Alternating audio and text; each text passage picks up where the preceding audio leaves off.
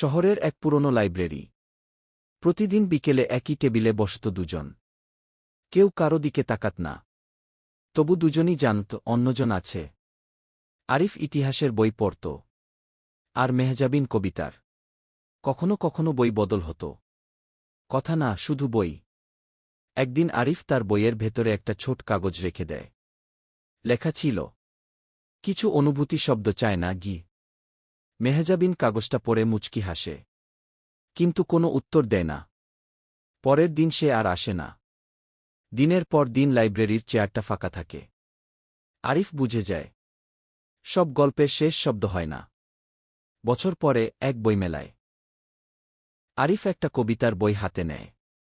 ভেতরের প্রথম পাতায় লেখা, যে অনুভূতিটা একদিন শব্দ পায়নি, আজ সেই কবিতা হয়ে বেঁচে আছে গি। লেখিকার নাম মেহজাবিন। আরিফ বইটা বন্ধ করে হাসে।